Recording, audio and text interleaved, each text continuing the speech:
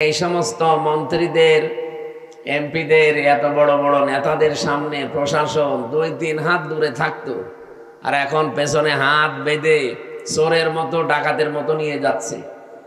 এতটুকুতে হবে না, আমার মনে হয় এদেরকে মাথায় দড়ি দিয়ে ডান্ডা বেড়ি পরিয়ে আলেমদের সাথে যা করেছে এই 15.5 বছরে ওদের সাথে তাই করা দরকার। বিশ্ব দেখিয়ে দিয়েছে, বিশেষ করে এপ্রিলের 12 তারিখ বাংলাদেশে একটা ইতিহাস বানিয়েছে। এতদিন পর্যন্ত যারা এই দেশে অন্তত একটু হালকা পাতলায় আশায় ছিল যে বাবু আবার আসবে, 12 তারিখের পর থেকে তাদের আশা গুড়ে বালি। যে মানুষগুলো ফ্যাসিস্ট ছিল, স্বৈরাচার ছিল, তাদের দোসর যারা, তারা এখন অনেকে জেলখানায় আছে, এখন অনেকে পালিয়ে আছে। জেলে 8 মাস পর্যন্ত আমরা দেখতাম তাদেরকে আদালতে তুলতে হলে জামায় আদরে নিয়ে যেত। কিন্তু গত পরশুদিন যা করেছে, পেছনে হাত বেঁধে হ্যান্ডকাপ লাগিয়ে কথা বললে চড় দেবে, এইরকম একটা দৃশ্য আমরা দেখতে পাই। তার মানে প্রশাসনে এখন বুঝতেছে যে না, ও ববুর দ্বারা আর হবে না। ববু যতই চাপাবাজি করুক না কেন, ও চাপা সব শেষ। এই জন্য এই সমস্ত মন্ত্রীদের এমপিদের এত বড় বড় নেতাদের সামনে প্রশাসন 2-3 হাত দূরে থাকতো, আর এখন পেছনে হাত বেঁধে চোরের মতো ডাকাতের মতো নিয়ে যাচ্ছে। এতটুকুতে হবে না, আমার মনে হয় এদেরকে মাথায় দড়ি দিয়ে ডান্ডা বেড়ি পরিয়ে আলেমদের সাথে যা করেছে এই 15.5 বছরে ওদের সাথে তাই করা দরকার। কামরুল টাক কালকে দেখেছেন না কি করে হাত বেঁধে পেছনে নিয়ে যাচ্ছিল, মনে হচ্ছে যে গরু চুরি করিস। আসলে তো এগুলো চোর ছিল। আপনি হয়তো 8 বছর জেল খাটার পরে বের হয়ে যাবেন, বের হয়ে দেখবেন অনেক হামসা দুনিয়া থেকে মারা গেছে। কি অনেক হামসার বউ দুনিয়ায় নেই, তারাও মারা গেছে। আপনি তাদের কাছে মাফ চাবেন কি করে? এটা আপনার জন্য সবচাইতে বড় ভয়ঙ্কর বিষয়। 15.5 বছরে যারা অবৈধ সুখ পেয়েছেন, একটা আপনার জন্য 70টা অপমান অপেক্ষা করছে। এই কথা বলে ঢাকান, আমি এটা বানিয়ে বলছি। সূরা আলাম নাসরা 5 এবং 6 নম্বর আয়াত বাড়িতে মিলিয়ে দেখবেন এই কথাগুলো আছে। দুনিয়াতে যদি কেউ অবৈধ একটা সুখ ভোগ করে থাকেন, মাস্ট বি তার জীবনে কমপক্ষে 70টা অকল্যাণ, দুঃখ, কষ্ট আমার আল্লাহ এর সাথে সাথে রেডি করে রেখেছেন। এই জন্য আল্লাহ মার পরেই দিয়েছেন ওসর। আল্লাহ মাটা না দিলে অর্থ হয়ে যেত ইন্নাল উসরি ইসরা, অর্থ হয়ে যেত। কেন আল্লাহ ইন্নার পরে মা দিলেন? আমি চিন্তা ভাবনা করে কোরআন পড়ি, আন্দাজে কোনো বিষয় আমার ভেতরে যায় না, আমি পড়িও না ওইভাবে যে আমি পড়িয়েই যাব, আন্দাজে না। যে কোনো শব্দ নিয়ে আমি চেষ্টা করি এর একেবারে নিচে যাওয়ার। আমার এই ছোট্ট মাথার ভেতরে এখন এই গবেষণাটা এসেছে, দুনিয়ায় যদি কেউ একটা অবৈধ সুখ ভোগ করে থাকেন, আল্লাহ পাক দুনিয়া আখিরাত মিলে আপনাকে অপমান করবে কমপক্ষে 70টা। এতদিন যারা এগুলো ভোগ করেছেন, বলেন তো এই 15.5 বছরে যদি 50টা সুখ ভোগ করে থাকেন, তাহলে এক একটা 70টা হলে 50টা সুখ ভোগ করলে কতগুলো অপমান? হ্যাঁ, 350, 3,500, 3,500 দুঃখ, কষ্ট, অপমান, অকল্যাণ আপনার দুনিয়াতে আখেরাতে মিলে আল্লাহ দান করবে। তারপরে চট করে ঢুকে পড়বেন, অবশ্য এখনই চট করে চলে আসবে। আরে ভাই, এতগুলো দুঃখ আপনি কে নেবে? আপনার কি, আপনার তো বাবা নেই, বাবা কি ভোগ করবে? আপনার জীবনে ভোগ করা লাগবে। এক একটা সুখ ভোগ করার কারণে কি সুখে ছিলেন এবার নিজে মিলান।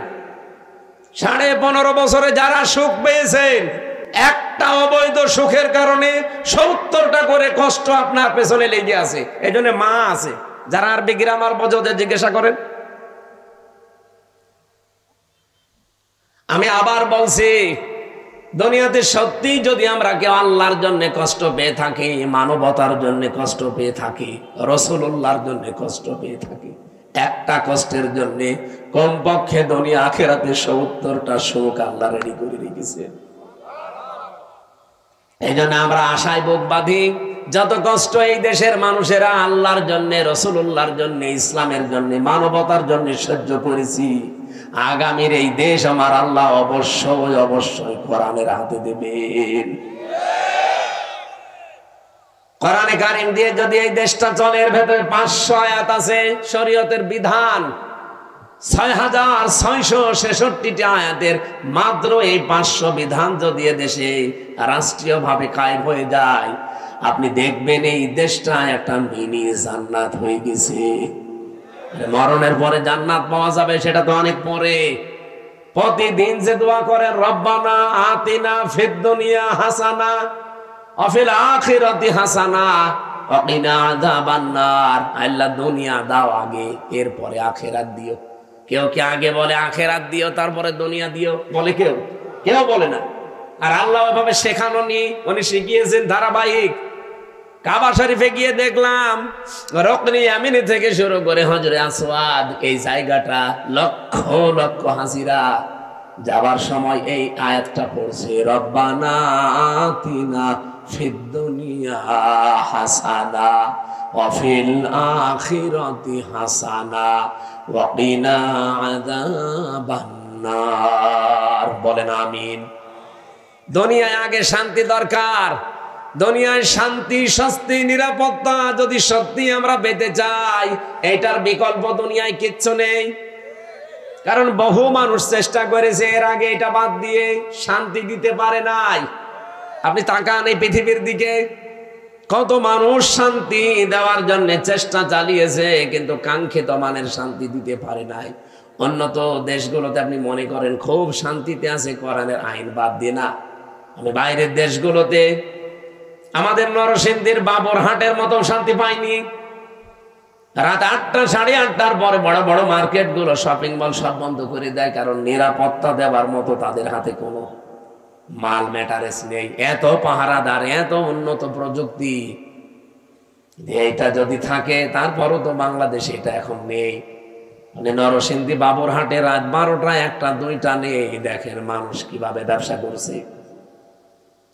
হযরত ওমর জানিয়েছিলেন, কোরআনের 500 আইন যদি পৃথিবীতে কায়েম হয়ে যায়, হাজরে আসওয়াদ থেকে হাজরা মাউত পর্যন্ত, সানাই থেকে হাজরা মাউত, এ বিশাল রাস্তা, একজন সওদাগার লক্ষ লক্ষ টাকার মালামাল নিয়ে চলতে থাকবে, একজন যুবতী মেয়ে পোড়া শরীরে গহনা গাঁটি নিয়ে চলতে থাকবে, ওর মনের ভেতরে একটা ভয় কাজ করবে না, শুধু আল্লাহর ভয় বাদে অন্য কারো। আমরা তো ওই রকম পরিবার চাই, ওই রকম সমাজ চাই, ওই রকম দেশ চাই। টেকনাফ থেকে তেতুলিয়া পর্যন্ত একজন মানুষ লক্ষ লক্ষ টাকা নিয়ে আসবে, ওর মনের ভেতরে চিন্তার ভয় থাকবে না, চুরির ভয় থাকবে না, কোনো ডাকাতির ভয় থাকবে না, একটা ভয় থাকবে কার? বলেন বলেন।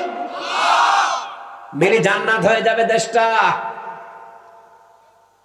ওই দৃশ্যটা আমরা চোখে দেখতে চাই।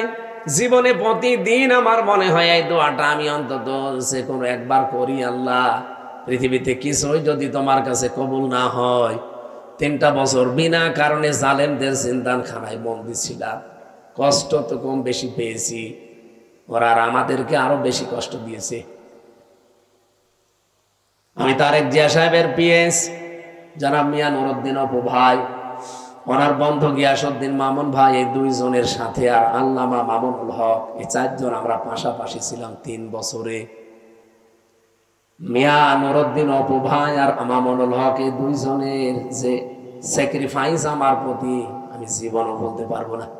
এই জন্য যেখানে যাই আমি অপু ভাইয়ের জন্য, মামুন ভাইয়ের জন্য, মামুনুল হকের জন্য আগে দোয়া করি নেই, আল্লাহ পাক দুনিয়া আখিরাতে তাদের যেন উত্তম পুরস্কার দান করেন। বহু কষ্ট হয়েছে লোকগুলো বিনা কারণে, বিশেষ করে অপু ভাইয়ের মতো মানুষ। এখন পরিবর্তন হয়ে গেছে যতটুকু, কি কষ্ট দিত এই মানুষগুলো। 24 ঘন্টা সিসি ক্যামেরা লাগিয়ে, 2 জন পাহারাদার আমাদের 4 জনের জন্য আলাদা বসানো, 24 ঘন্টা তালা লাগানো, ফাঁসির কন্ডেম ছেলে। মনে হচ্ছে আমরা কি করেছি। খালি ওনাদের তারেক জিয়ার সাথে সম্পর্ক আর আমাদের ইসলামের সাথে সম্পর্ক এই। তাছাড়া আমার কি দোষ পেয়েছিল বলে? আমারে মামলা দিয়েছে আমি নাকি আনসারুল্লাহ বাংলা টিমের প্রধান, কি অসাতা আমি জানি। সেই ভুয়া মামলা দিয়ে 3 বছর রেখে দিল। আরে জেলে দিলেও তো থাকা যায়, নাটোরে তো জেলখানা, জেলা কারাগার গুলোতে থাকা আর বাড়িতে থাকা প্রায় সমান। কিন্তু আমাদের এই গেছিল হাই সিকিউরিটি জেলে, ফাঁসির সেল, কন্ডেম সেল, ওর ভেতরে আবার 24 ঘন্টা তালা লাগানো। কিছু পড়তেও দিত না। একবার কারারক্ষী দেবদুলাল বললাম যে স্যার একটা বই নিয়ে এসে দিতে পারেন না? হুজুর আমার সুন্দর সুন্দর বই আছে, একটা নিয়ে দেব। এসে দেখি দিয়েছে বঙ্গবন্ধুর আত্মজীবনী। এটা পড়ে করবো কি?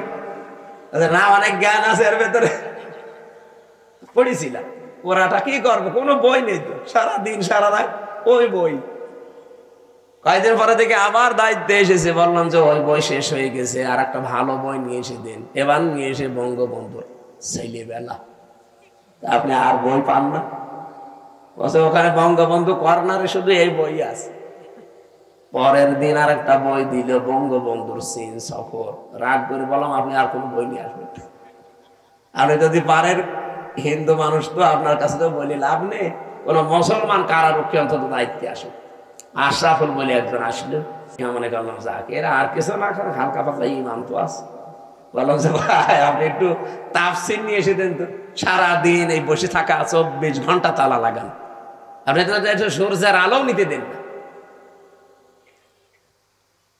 আল্লাহর ইশারা 2টা তাফসীর নিয়ে এসেছে দেখি, ফিজিলালিল কোরআন আর তাফহিমুল কোরআন। এই পৃথিবীতে 42টার উপরে তাফসীর আছে, সবচাইতে বেশি আমি ভালোবাসি এই 2টা তাফসীরকে, আর আল্লাহও মিলিয়ে দিয়েছে এই 2টায়। ওখান থেকে বসে বসে যতগুলো বিষয় আমি নোট করেছিলাম, ওরা তো লিখতে দেয়নি ভালোভাবে, চুরি করে করে যা করেছিলাম ওইটা আজকের তেলাওয়াত কৃত আয়াতের ভেতরে হালকা আছে। আমার এবার কোরআন থেকে আরম্ভ করি নাকি কষ্ট হয়ে যাচ্ছে, একটু বেশি সময় হয়ে গেল। জবান খুলে সূরা মুলকের 2 নাম্বার আয়াত, মাত্র একটা আয়াত পড়েছি।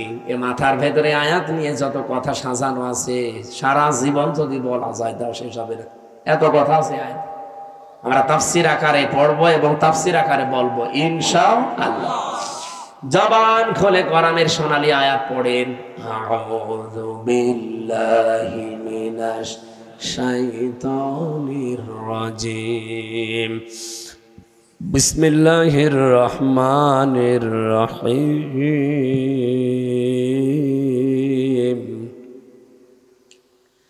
الذي خلق الموت والحياة ليبلوكم أيكم أحسن عملا وهو العزيز الغفور صدق الله العظيم। কোন সূরা জানো? মুলক। মুলক মানে রাজত্ব, মুলক মানে আমরা যাই ভাবি, যাই করি না কেন, যাই চিন্তা ভাবনা আমাদের থাক, বিভিন্ন রাজনৈতিক দল করার কারণে আলাদা চিন্তা ভাবনা থাকতে পারে, কিন্তু রাজত্বের আসল মালিক কিন্তু আল্লাহ। এটা আপনাকে বিশ্বাস করা লাগবে। যদি এর ভেতরে অন্য কেউ ঢোকে আপনি মুশরিক। এক কথা বলছেন, রাজত্বের মালিককে ক্ষমতায় পৃথিবীতে কেউ দিতে পারবে না আপনাকে। ক্ষমতায় দিতে পারবে শুধুমাত্র আমার আল্লাহ। হ্যাঁ, আপনার যদি অন্য কোনো বিশ্বাসের ভেতরে ঢোকে যে না আমেরিকা আমারে পারবে, ভারত আমারে পারবে, জনগণ আমারে পারবে, আল্লাহর কসম আপনার ঈমান শেষ, আপনি মুশরিক হয়ে গেছেন।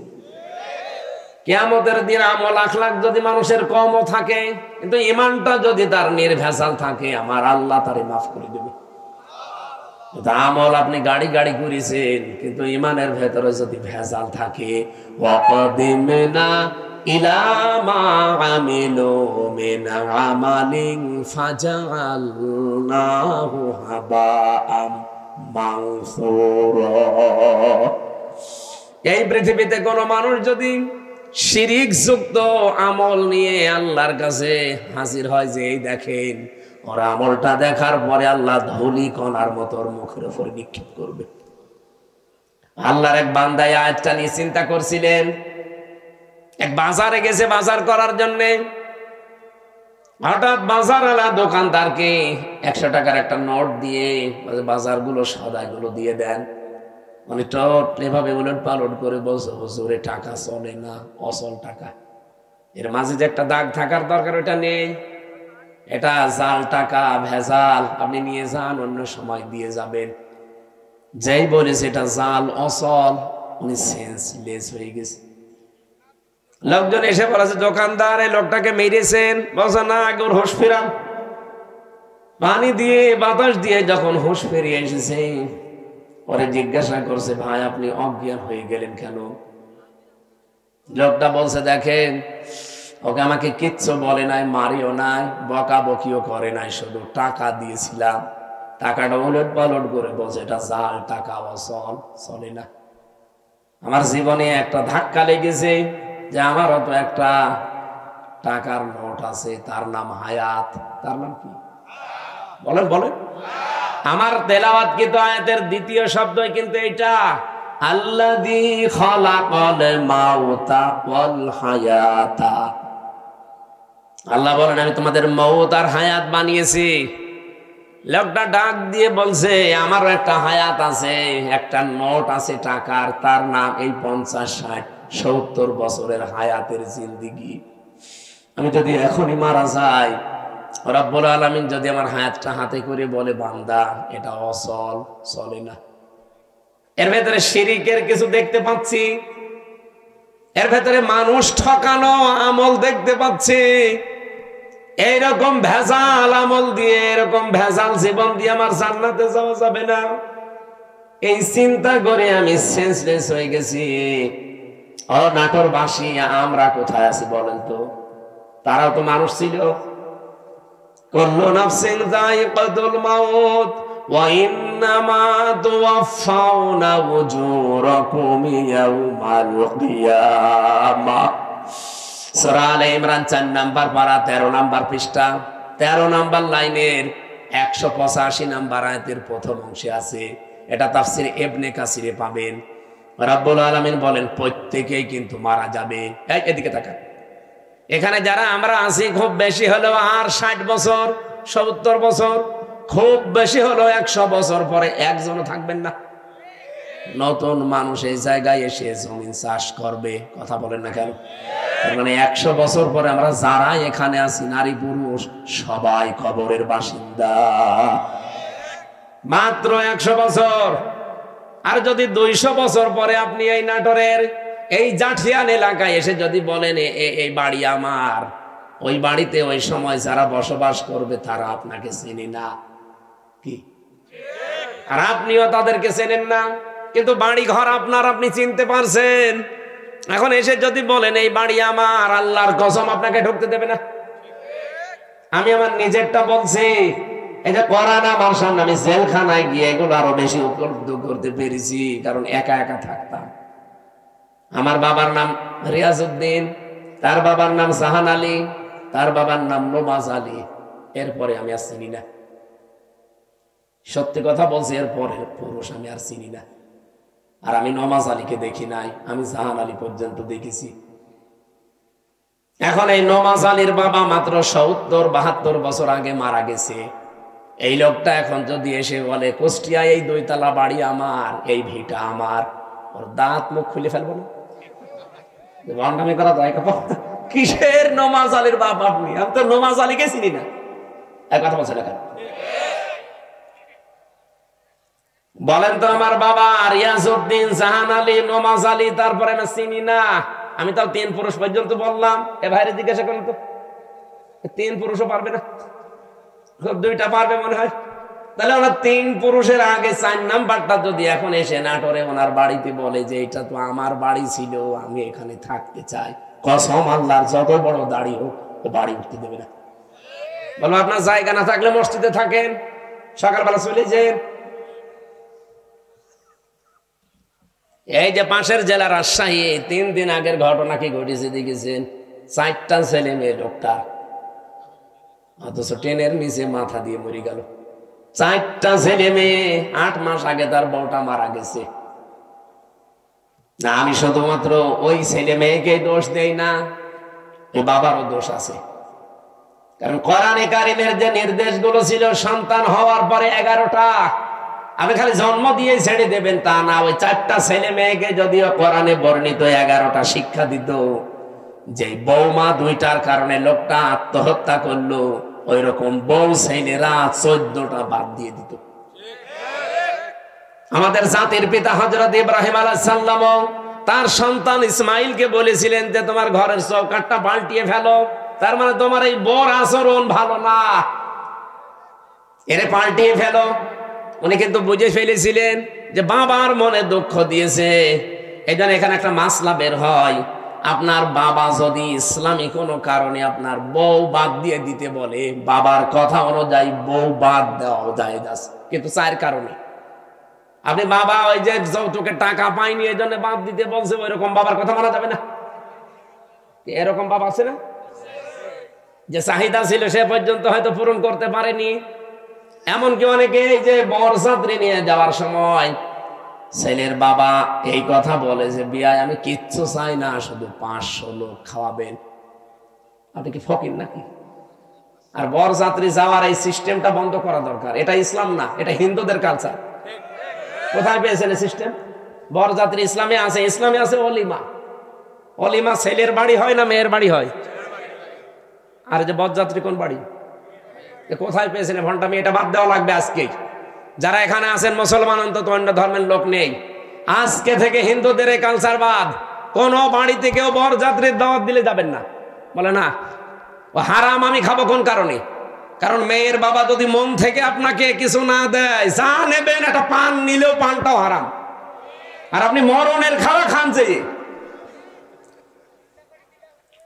10 পিস করে গোস্ত খায়, তারপরও বলে না কিছুই হয়নি। তোর হবে কি করে? ও তো রাক্ষস। বরযাত্রী যাওয়া যাবে? গিয়েছেন কোনদিন? এটা বন্ধ করা লাগবে। অলিমা করবেন, অলিমা করা যায় যাচ্ছে। আমি এই কথাটা 3-4 বার বলতাম না, কারণ আমার ছেলে নেই, আমার 3টা নেই, আমার আবার বাঁচা লাগবে না। যদিও ইসলামেও আছে, তারপরও আমার নিজেরও বাঁচা লাগবে ভাই। বারবার করে বলছি বরযাত্রী যাওয়া, অলিমা করা হয় ছেলের বাড়িতে, ছেলের বাবারা বুঝুক না। এই যে এই লোকটা ট্রেনের নিচে মাথা দিয়ে মরে গেল, এই যদি ছেলে মেয়েকে আল্লাহর পরে মা বাবার স্থান, এটা যদি কোরআন থেকে হাদিস থেকে ছোটবেলা থেকে শেখাতো এই দিনটা, তাহলে এই 2টা ছেলে ওর বউ দরকার হয় বাদ দিয়ে দিত, তারপরও বাবাকে ভাবে বাড়ি থেকে বের করে দিত না। লোকটা সারাদিন বাড়িতে জায়গা পায়নি, শেষ পর্যন্ত স্টেশনে না খেয়ে সারাদিন ছিল, সকালবেলা যে মরে গেছে। এরকম সন্তান যেন কারো না হয়। আরে সন্তানের তো শুধু দোষ না ভাই, আপনি ওইভাবেই তৈরি করেছেন তাকে। আল্লাহর পরে যে আপনার স্থান সে তো জানেই না। এখানে মাসলা হচ্ছে, বাবার কথা যদি শরীয়ত সম্মত হয়, বাবা যদি বলে বউ রাখা যাবে না, এর ভেতরে আমি শরীয়তের এই জিনিসগুলো ভুল পাই, তাহলে বাদ দিয়ে দেওয়া লাগবে। কিন্তু মায়ের কথা শুনে বউ তালাক দেওয়া যায় না। এই মাসলাটা মনে রাখবেন। বাবার সম্মান কিন্তু মায়ের চাইতে খুব বেশি না, 3 গুণ বেশি মায়ের মর্যাদা। কয় গুণ? কিন্তু মায়ের কথা শুনে কেউ বউ তালাক দেওয়া জায়েজ নেই, কারণ শাশুড়ির সাথে আর বৌমার সাথে সম্পর্ক মেয়ে আর মায়ের মতো জীবনও হয়নি, হবেও না। আর যেখানে হয় সেটা একেবারে সোনায় সোহাগা। শাশুড়ি যারা এসেছেন, বৌমা যদি আপনার ছেলেকে ভালোবাসে বেশি, তার সাথে অন্তত অন্তরঙ্গ থাকে বেশি, অনেক শাশুড়ি বলে আমার বৌমা আমার ছেলের দখল করে ফেলেছে। আরে আপনার তো নামাজের সেজদায় পড়ে শুকরিয়া আদায় করা দরকার, যে আপনার ছেলে অন্তত শুধু বউ নিয়ে ব্যস্ত থাকে, অন্য জায়গায় লাইন করে না। ছেলের সুখের জন্য একটু ছাড় দেওয়া যায় না? এখানে যারা শাশুড়ি বসে আছেন, অবশ্যই আপনাকে ছাড় দেওয়া লাগবে, কারণ আপনার ছেলের সুখের জন্য 10 মাস 10 দিন আপনি কষ্ট করেছিলেন, 22 থেকে 25 বছর একাধারে কষ্ট করলেন। এখন আরেকজনের হাতে অন্তত সে আছে, তার সুখের জন্য একটু স্যাক্রিফাইস করা লাগবে আপনাকে। এরকম শাশুড়ি আমরা চাই। এরকম মা আমাদের দরকার নেই। এই মার এদিকে মন পাওয়া যায় না, ওদিকে বউর মন পাওয়া যায় না, শেষে আমরা রোগী হয়ে যাই। এরকম পরিবার দেশে নেই? বলেন নেই? না, সম্মানিতা শাশুড়ি যারা আছেন আপনাদের আমি হাতে পায়ে ধরে বলছি, আপনার বৌমার সাথে আপনি মেয়ের মতো ব্যবহার করেন। পরিবারে হানকার শান্তি আনতে হলে এটা আপনার লাগবে। খালি খাই খাই নাই নাই এ করে করে যে অশান্তি তৈরি করে রাখেন ছোটখাটো জিনিস নিয়ে। হয়তো বৌমার জন্য 1000 টাকার যে একটা শাড়ি কিনেছে, মায়ের জন্য 800 টাকা দিয়ে 200 টাকা কম বেশি এই ঝগড়া চলছে। আমি কি বেশি বলে ফেললাম? এরকম পরিবার দেশে নেই? আপনি মনটা উদার করতে পারেন না যে আমি তো সারা জীবন অন্তত ভোগ করেছি, এখন যুবতী মেয়ে ওরা করুক। আর আপনার বাইরের মানুষ তো আপনার ছেলের অন্তরঙ্গ, হয়তো শান্তিতে থাকলে আপনার ছেলেও শান্তিতে থাকবে। বহু পরিবার এরকম অশান্তি দেখি শুধুমাত্র এই শাশুড়ির ছোট মনের কারণে। নাকি নাটোরে আমার মনে হয় বেশি বলা হয়ে গেল। আছে এরকম মানুষ, আমি জানি। সম্মানিতা মা বোন যারা এসেছেন, বিশেষ করে পুত্রবধূ, আপনি আর 100 বছর পরে বললাম তো থাকবেন না। আল্লাহর কসম, দুনিয়া যেহেতু থাকার জায়গা না, শাশুড়িকে নিজের মায়ের মতো ভাবতে শুরু করেন আজকে থেকে। এত মুরব্বী মানুষের কিছু উল্টা পাল্টা হতেও পারে। নিজের মা বাবা ভুল করলে তো মাফ করে দেন। আর অন্যের মা এখন মনে করছেন শাশুড়ি তো আমার মা না, কিছু হলে স্বামীর কানে তুলে দেন, তার মনটাও তো খারাপ হয়ে যায়। আর আমি নিজে একজন স্বামী, যত স্বামী এখানে বসে আছে প্রত্যেক স্বামীর পক্ষ নিয়ে বলতে পারি, আপনি যদি সত্যি আমার মন চান, আমার মাকে বাবাকে নিজের মা বাবার মতো আপনাকে মনে করা লাগবে। নয়তো জীবনও আপনি আমার মন পাবেন না। হয়তো উপরে আপনাকে ভালোবাসবো আমার ছেলে মেয়ের কারণে, কিন্তু জীবনও আপনি আমার মন পাবেন না। আশা করছি এটা একটু ছাড় দেবেন। নিজের মা বাবার মতো আপনি মনে করে দেখেন, দেখেন পরিবারটা একটা মিনি জান্নাত হয়ে যাবে। বিশ্বনবী জানিয়েছেন, পরিবার যখন কোন স্ত্রী লোক মারা যায় অবস্থায় যে তার স্বামী তাকে দেখে বলে যে না, আমার বউ কিন্তু সত্যি আমার মন মতো ছিল। নবীজি বলেন, এই স্বামী স্ত্রীর লাশ দেখে যদি গ্যারান্টি দিতে পারে ওই স্ত্রী জান্নাতি। নামাজ পড়ে নাই, রোজা রাখে নাই, পর্দা করে নাই, কথাগুলো এখানে নেই। খাদিজাতুল কুবরার পুরা জীবনী পড়লাম, জীবনে 1 ওয়াক্ত নামাজ পড়েননি, একটা রোজা রাখেননি, জীবনে একদিনের জন্য পর্দায় থাকেননি, জীবনে একটা হজও করেননি, একটা টাকা যাকাতও দেননি। কিন্তু তাকে আমার আল্লাহ নিজে সালাম পাঠিয়েছেন। এই একজন মাত্র মহিলা পৃথিবীতে যাকে আল্লাহ নিজে সালাম দিয়েছেন। আর নিজে জান্নাতে ঘর বানিয়ে তার জন্য সুসংবাদ পাঠিয়েছেন এই একটা মাত্র মহিলা। অথচ জীবনে কোনোদিন নামাজে 1 ওয়াক্ত পড়েননি, একটা রোজা রাখেননি, জীবনে একদিনের জন্য পর্দায় ছিলেন না। কারণ কি? কারণ এগুলো সব নাজিল হয়েছিল তার ইন্তেকালের পরে। কথা বলছেন? এই বিধানগুলো সব নাজিল হয়েছিল তার ইন্তেকালের পরে, এজন্য উনি করতে পারেননি। কিন্তু আল্লাহ তাকে সালাম দিয়েছেন এবং ঘর জান্নাতে বানিয়ে আলাদা তার জন্য পাঠিয়েছেন। এমন একটা ঘর খাদিজার জন্য আল্লাহ বানিয়ে রাখলেন যে ঘরের ভেতরে কোনো নয়েজ নেই, কোনো আওয়াজ নেই, গোলমাল মুক্ত। তার জীবনী পড়তে গিয়ে আমি ব্যাখ্যায় পেয়েছি এটা একটাই মাত্র কারণ। কি?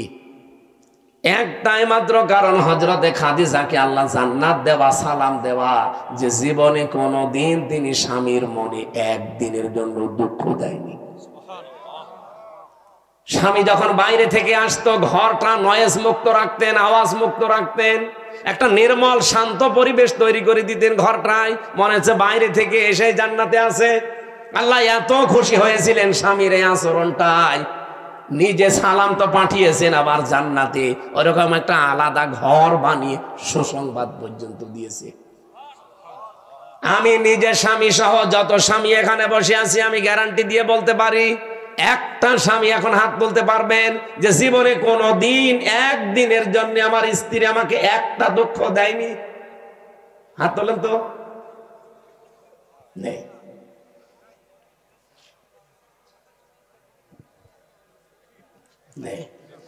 এই 2 জন তো হাত তুলতে পারে।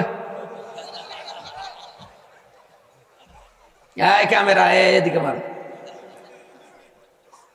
না, আমি হাসির জন্য বলি নাই, চিন্তা করে দেখেন আমিও হাত তুলতে পারলাম না, যদিও ম্যাডাম মনে হয় দেখছে, যা করে করুক, কপালে যা আছে হবে।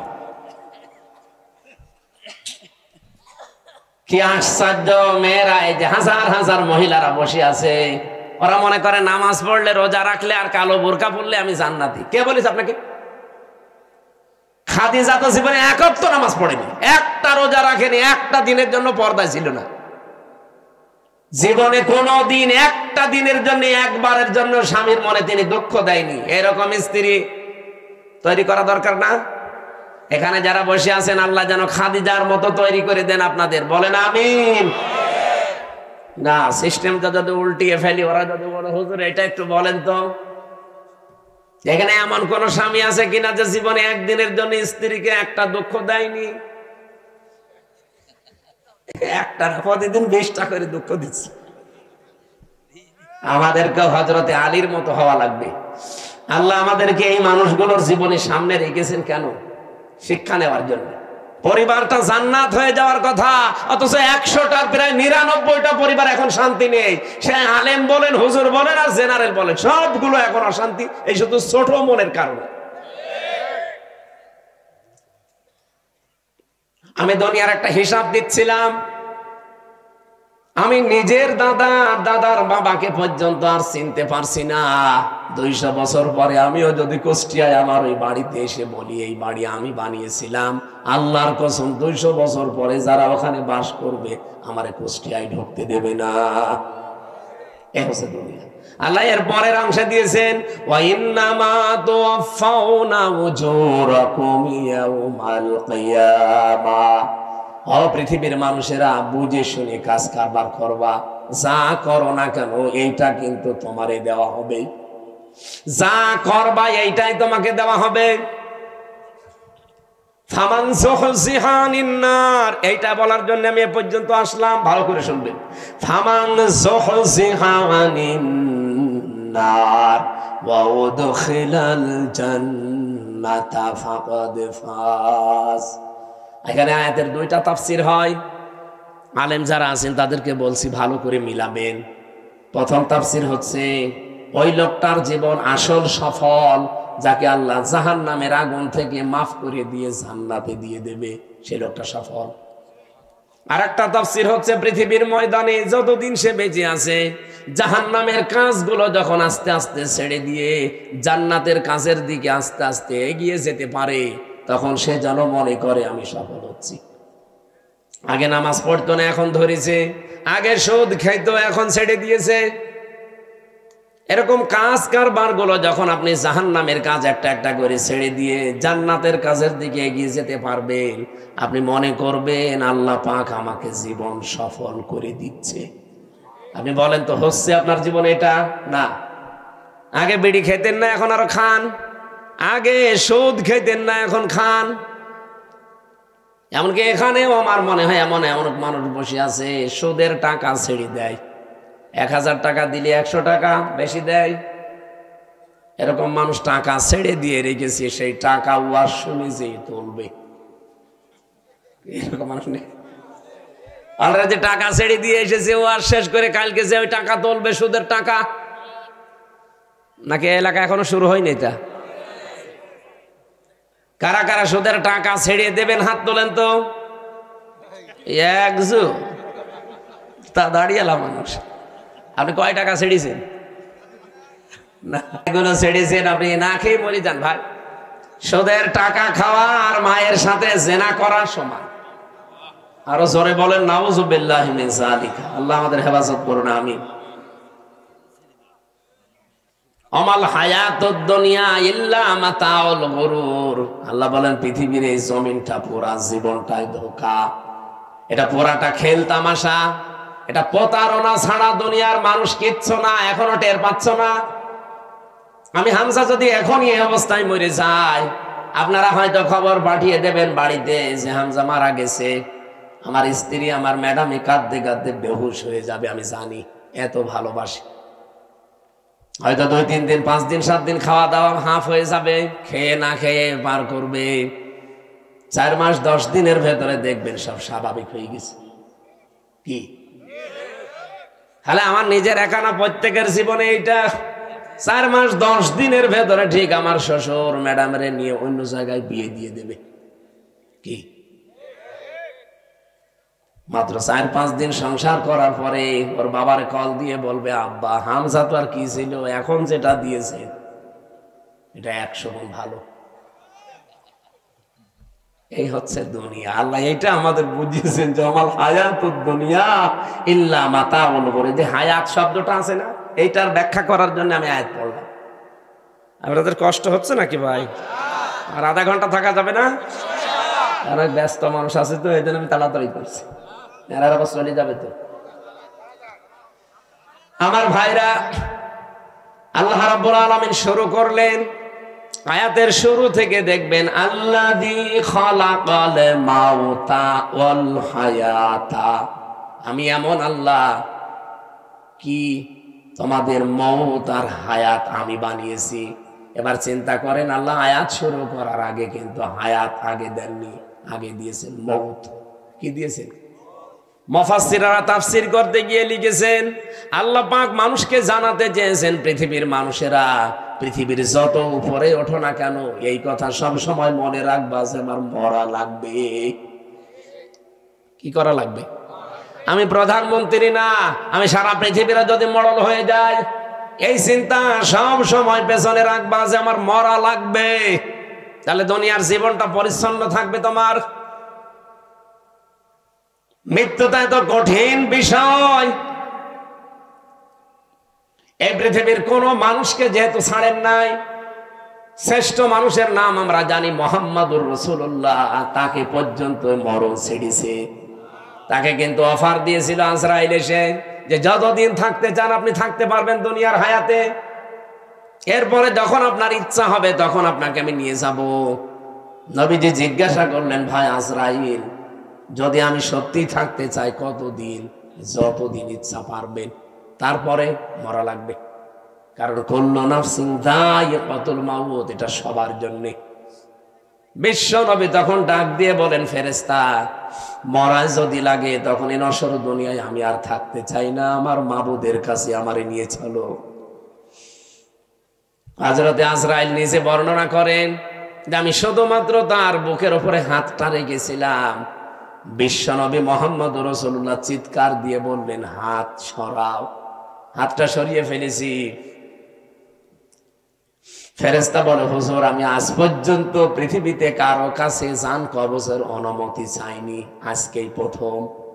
আপনি হাত সরাতে বললেন, আমি কিন্তু জানি আল্লাহর পরে আপনার স্থান।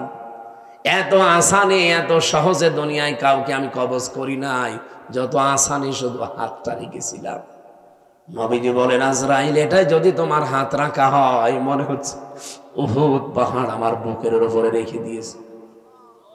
আমি মুহাম্মদের শরীরে পৃথিবীর মানুষের তুলনায় 70 জন মানুষের শক্তি আমার শরীরে। এত শক্তি আল্লাহ আমার এই শরীরে দেওয়ার পরে তোমার হাত রাখলে যদি আমি হাত সরাতে বাধ্য করতে পারি, যে আমার আর সহ্য হয় না, উহুদ পাহাড় মনে হচ্ছে। আমার গুনাহগার উম্মত যারা দুর্বল, এদের কি আচরণ করবা?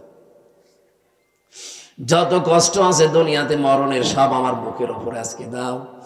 আমার এতিম উম্মত যারা আমার পরে দুনিয়ায় থাকবে, এদের মরণে এত কষ্ট দিও না। হযরতে আজরাইল ওই দিন একটা গ্যারান্টি দিয়েছিলেন, নবী আপনি চিন্তা করবেন না, আপনার উম্মত যদি পৃথিবীতে, কোরআনে কারীমের সূরা বাকারার 255 নম্বর আয়াত, যেটা আয়াতুল কুরসি, এখানে 10টা ক্ষমতার কথা আছে আল্লাহ। আমি এমনিতে এটা সূরা মুলক পড়ি নাই। মুলক মানে ক্ষমতা, মুলক মানে রাজত্ব। এখানে 10টা বিষয় আছে। এই 10টা বিষয় যদি কোনো মানুষ নিজে পড়তে পারে ফরজ নামাজের পর, আর এই 10টা বিষয় যদি তার প্র্যাকটিক্যাল লাইফে আমল থাকে, এর উপরে যদি জীবন চালাতে পারে, আমি ফেরেশতা গ্যারান্টি দিলাম, মায়ের স্তনে মুখ লাগিয়ে মানুষ যেভাবে ঘুমিয়ে যায়, ঠিক ওইভাবেই সে ঘুমিয়ে যাবে।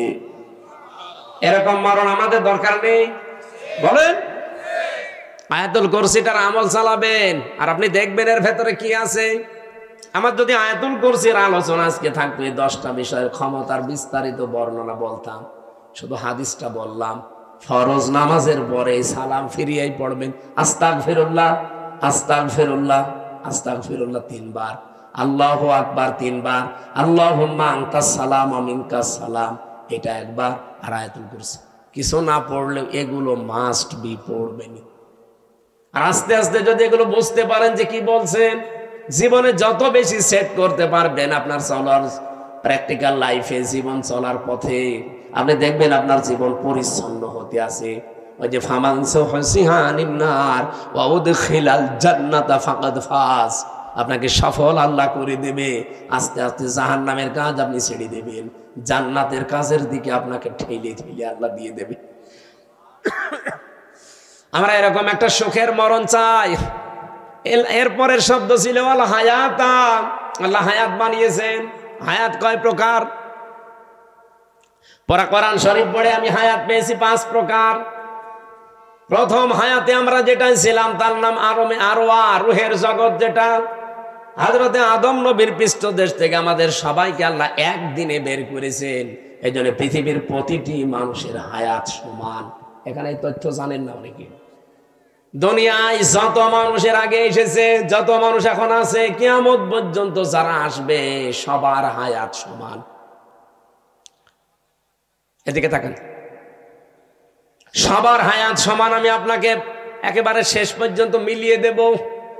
আদম আলাইহিস সালামের পর থেকে দুনিয়ায় যারা এসেছে তারা 1000 বছর, 950 বছর এরকম হায়াত পেত, তারা ওই সময় থেকে চলে গেছে। এরপরে যারা আস্তে আস্তে সিরিয়ালে আসছে, 150 বছর, 200 বছর, 50, 60 বছর পরে পরে চলে যায়, নতুন মানুষ আসে। এই যারা চলে গেল ওরা কোথায় যাচ্ছে? এই যে হায়াত 5 প্রকার বললাম কেন? আল্লাহ পাক প্রথম হায়াত দিয়েছে আলমে আরওয়া, যেটা আমরা সবাই একসাথে ছিলাম। দ্বিতীয় হায়াতের নাম হচ্ছে আলমে বুতুন, যেটা মায়ের পেটে থাকা লাগে নির্ধারিত সময়, সর্বনিম্ন থাকা লাগে 6 মাস, সর্বোর্ধ্বে 10 মাস 10 দিন, ওটা একটা নির্ধারিত প্রায়। এরপরে আর একটা হায়াত আছে, তার নাম আলমে দুনিয়া, যেটা আমরা আছি এখন। এরপরে সামনে আরো 2টা বাকি আছে। একটা হচ্ছে আলমে বারজাখ, যেটা কবরের জগৎ বলে।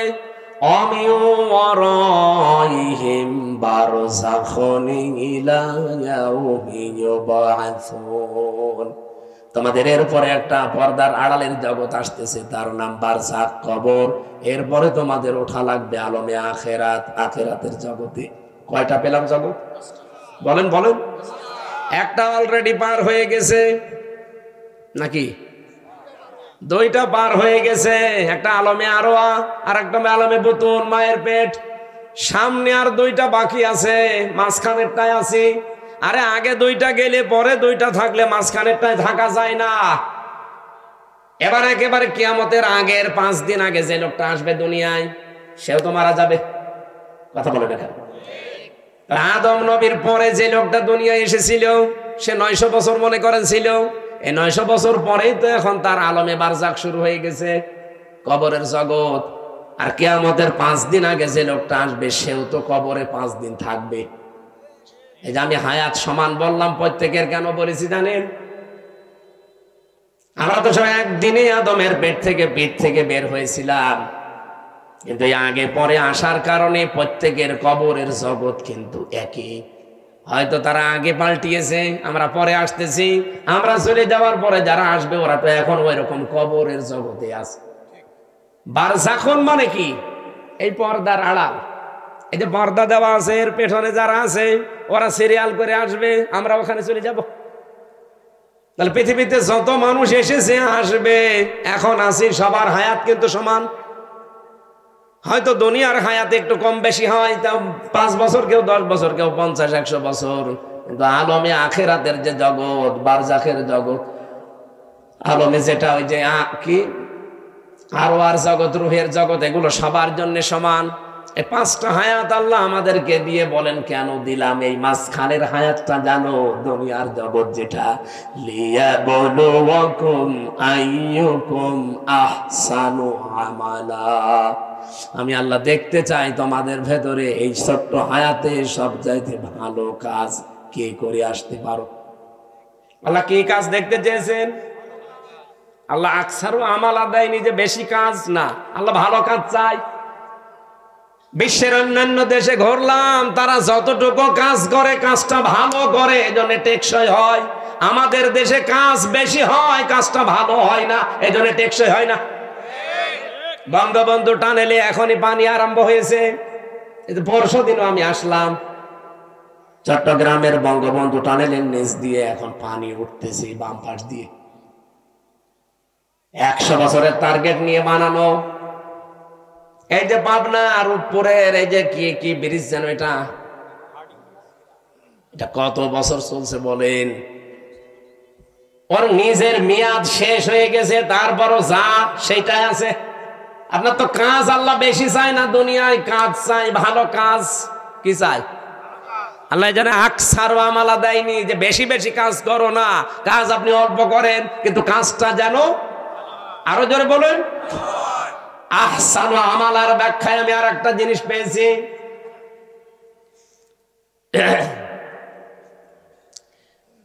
মরণের পরে যেহেতু একটা জিনিসের হিসাব আল্লাহ নিজে ধরবেন, তার নাম ওই যে মিজান। আমরা নাম শুনি যে মিজানের পাল্লায় আল্লাহ মাপ দিবেন। মিজানের পাল্লায় মাপবে না? কি মাপবে? আমল। বলেন বলেন, আমল মানে কাজ। কে বলেছে আমল মানে নেকি? নেকির আলাদা শব্দ আছে, আর সাওয়াবুন মানে নেকি, আর আমল মানে। কিয়ামতের ময়দানে তাহলে আমল মাপ দেবে। আমল মানে আবার বলছি বাংলায়, বলেন বলেন, আর একবার বলেন ইংরেজিতে ওয়ার্ক। খুব ভালো করে এই বিষয়টা নিজের সিরিয়ালে মিলাবেন, আপনার জীবন পাল্টিয়ে যাবে। আল্লাহ বেশি কাজ চাইনি, ভালো কাজ চেয়েছে। কেন? যেহেতু মরণের পরে আপনার কাজ মাপা হবে। আমার এবার প্রশ্ন এই দুইজনের কাছে, আর এখানে যারা আছে আলেমরা তাদের কাছে। সারা জীবনই শুনে আসলাম যে কিয়ামতের দিন আল্লাহ মাপ দেবে আমল, কাজ। আর কি দিয়ে মাপবে? মিজানের পাল্লা দিয়ে। মিজানের পাল্লা মানে দাড়ি পাল্লা। এটা শুনিনি? কিয়ামতে যে আল্লাহ মাপবে কিসের পাল্লায়? দাড়ি পাল্লায় মাপবে। কোরআন হাদিসে কোন জায়গায় পড়িয়েছেন যে দাড়ি পাল্লায় আল্লাহ মাপবে? আর আপনার কমন সেন্স নেই। এই যে এই স্টেজটা যদি এই ভাইকে বলি এটা একটু মেপে দেন, উনি দাড়ি পাল্লায় তুলে দেবে। এটা মাপার জন্য আলাদা একটা যন্ত্র আছে। কি দিয়ে মাপবে? ফিতা দিয়ে। কথা বলছে না কেন? এই যে পানির বোতল দিয়েছিল, এখন যদি বলি ভাই পানিটা মেপে দেন, ফিতা দিয়ে মাপবে। কি দিয়ে? ওটা দাড়ি পাল্লা আছে, স্ক্যান আছে।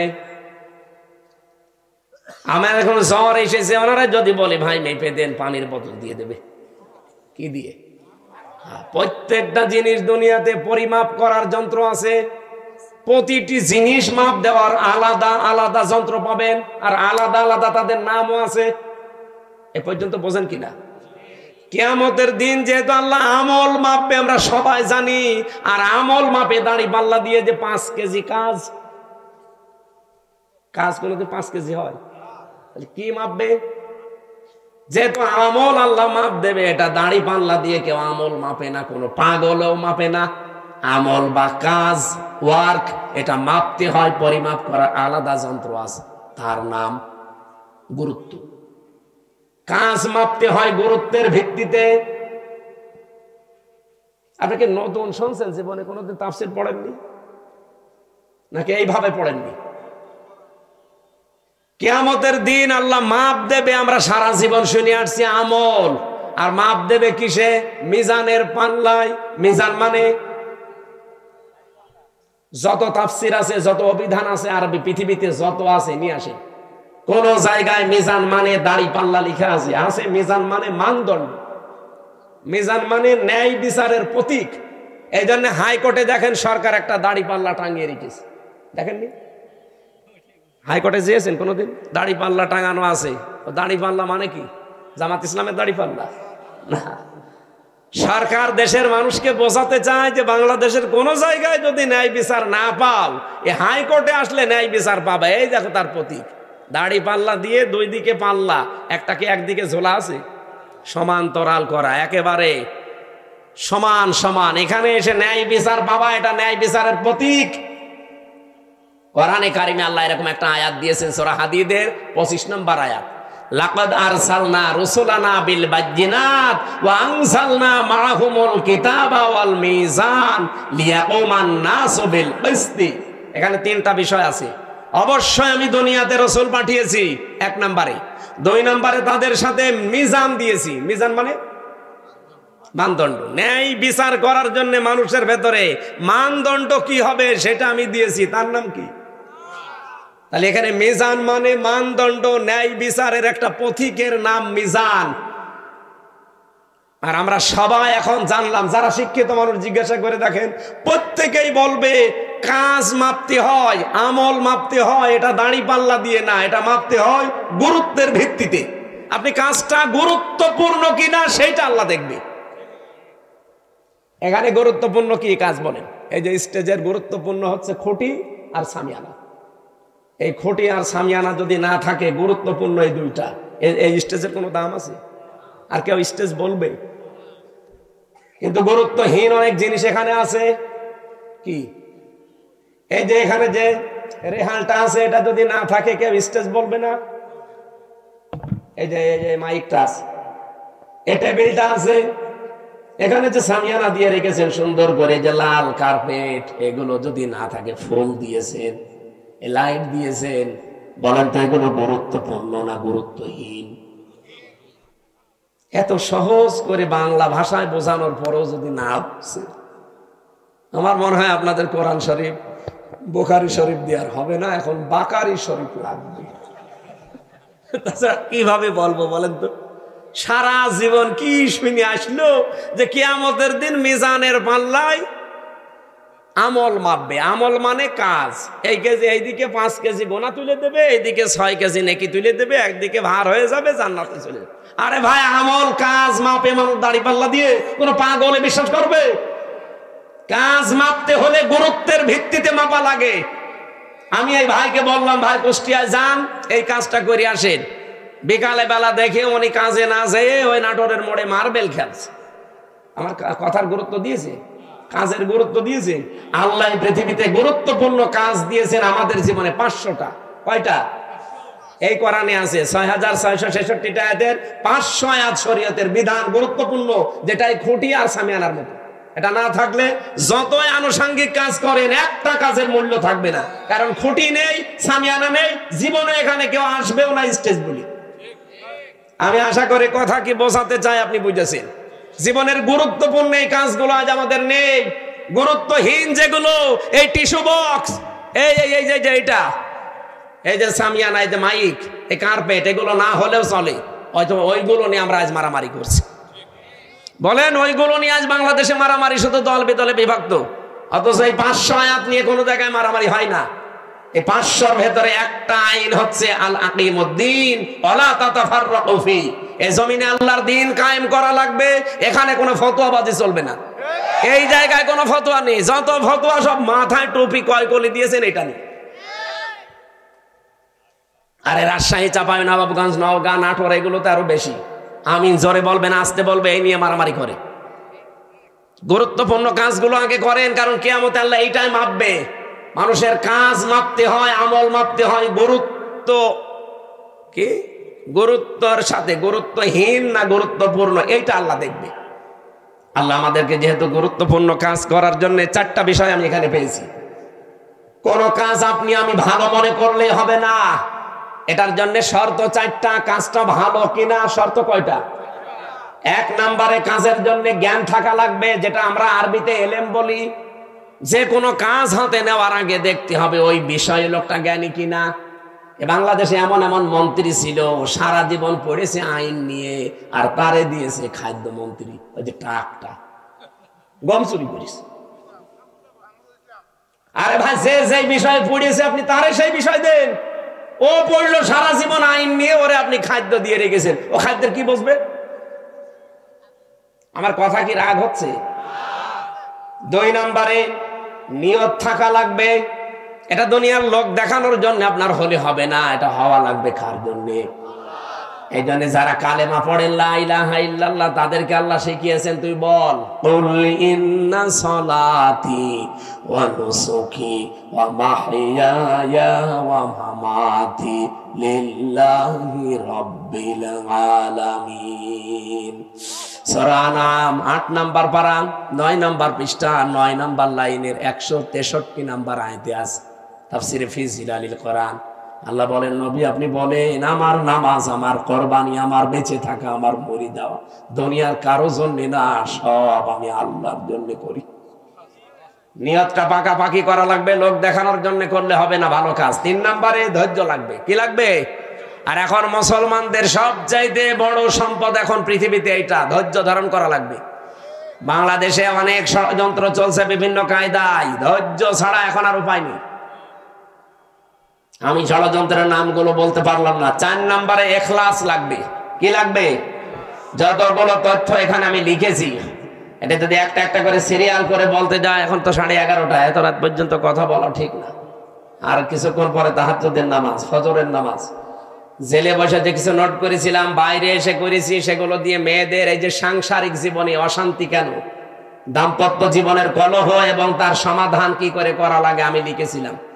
ওইটা কোথায় পাওয়া যায় জানি না, ওই গাড়িতে আছে মাদ্রাসায়। আপনারা যাওয়ার সময় মেয়ের জন্য বর জন্য নিয়ে পড়াবেন। পোড়াটা 120 পৃষ্ঠা লিখেছি। আমার মনে হয় পোড়াটা যদি মেয়ে, বউ, শাশুড়ি এগুলো পড়ে পরিবারের শান্তি আসবে। ওই সিরিয়াল বসে বসে না দেখে বইটা পড়াবেন। ওই মাদ্রাসায় আছে। আমি আয়াতটা আজ পর্যন্ত রাখছি, কারণ এখন ব্যাখ্যা করতে গেলে আমার গলা বসে যাচ্ছে।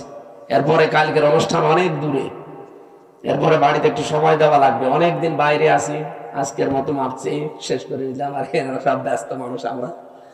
আমি আবার আসবো ইনশাল্লাহ। এই মাদ্রাসার দিকে একটু খেয়াল করা দরকার। মাহতামিম সাহেব আমার কথা বলছিল যে এই জমিটা নেওয়ার জন্য 36 লাখ টাকা লাগবে। এই রকমের 2 টাকা 5 টাকা তোলার তো কাজ না। এখানে দরকার বড় বড় যারা ডনার আছে তাদের।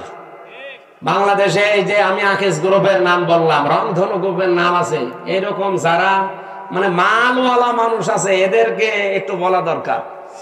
আমি যাতে 3 বছর জেলে না থাকতাম, আমি অনেক জায়গায় হাত দিয়েছিলাম, এগুলো করতে পারতাম, কিন্তু আমার তো সব নষ্ট করে দিয়েছে। এখন আপনি একটু যোগাযোগ রাখেন, আর সামনে আমরা দেখবো বড় কিছু করা যায় কিনা দিনের জন্য। আর আপনারা এলাকার মানুষেরা যতটুকু পারেন সাহায্য করবে। আল্লাহ আমাদের তৌফিক দিন। এখন যারা মেহমান আছেন আপনারা যদি কিছু বলেন, আপনারা বলেন, আমরা মুনাজাত করব। আল্লাহুম্মা আমিন। ও প্রশ্ন কই?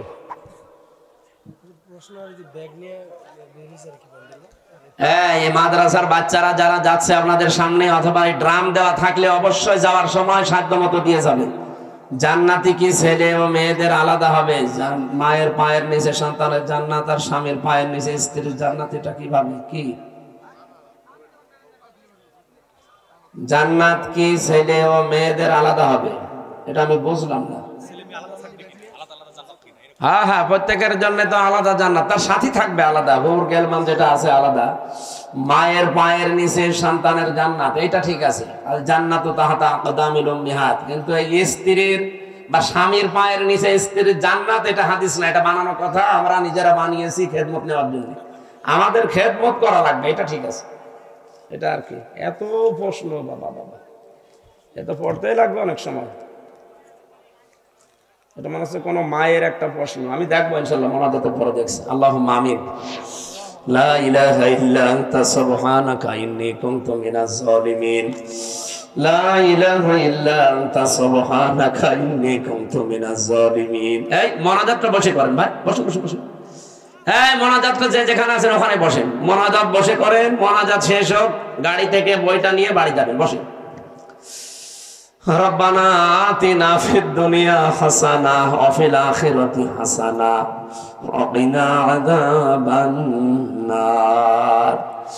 রব্বুল আলামিন, গভীর রজনী, এখন রাত 11:30 পার হয়ে গেছে। দুনিয়ার কোন মানুষের কথা শোনার জন্য আমরা এত রাত জেগে থাকি না।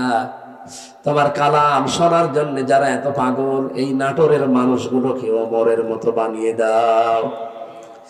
মাহফিলের আয়োজন যারা করেছে এলাকার মানুষকে সাথে নিয়ে, রব্বুল আলামিন তোমার কোরআন প্রসার হবে এই নিয়তে যারা এগিয়ে এসেছে, প্রত্যেকের দিকে তোমার রহমত এগিয়ে দাও। মাহফিলের সম্মানিত সভাপতি জনাব মাহবুবুল আলমকে মঞ্জুর করো, তার ব্যবসা বাণিজ্যে বরকত দাও। আমাদের প্রধান অতিথি সাবেক মন্ত্রী অ্যাডভোকেট রুহুল কুদ্দুস তালুকদার দুলু ভাই অসুস্থ, আসতে পারেন নাই, কিছুক্ষণ আগে দোয়া চেয়েছে, আল্লাহ তুমি শেফায়ে কামেলা আজেলা নসিব করো, তার জীবনের ভালো কাজগুলো মঞ্জুর করো। অন্যায় কাজ জীবনে মানুষ হিসাবে করলে এগুলো মাফ করে দাও রব্বুল আলামিন। তোমার ইলমে যদি জানা থাকে জনগণের খেদমত হবে, তোমার ইসলামের কাজ হবে, মেহেরবানি করে তার দায়িত্বশীল বানিয়ে দাও।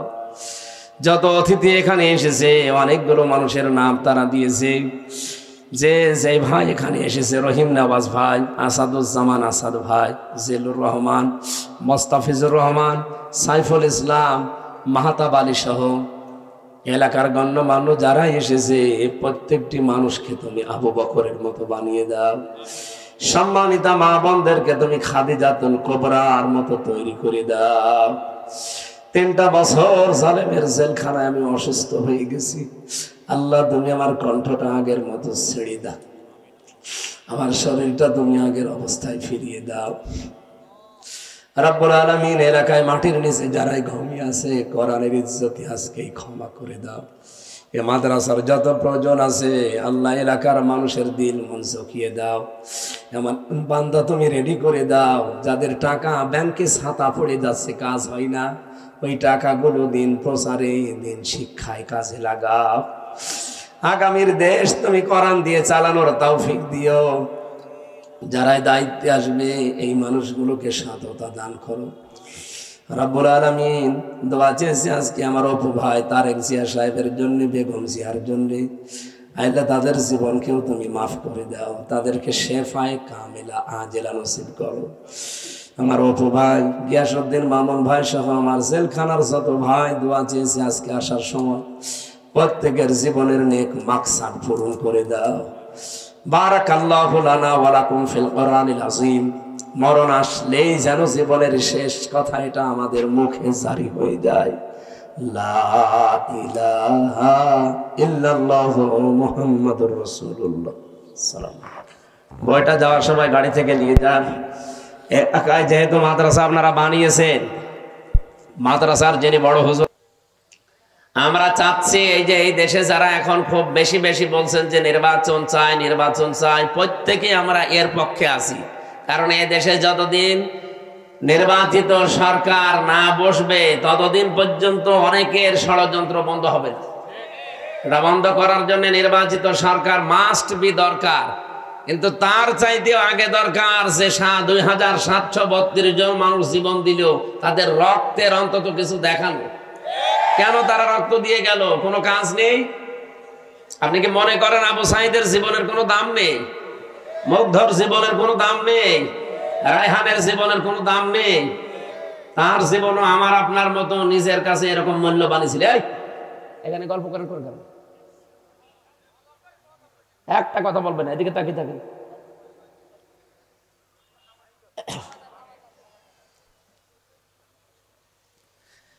তারাও মূল্যবান ছিল, তাদের জীবনও তাদের কাছে আমাদের মতোই মূল্যবান ছিল।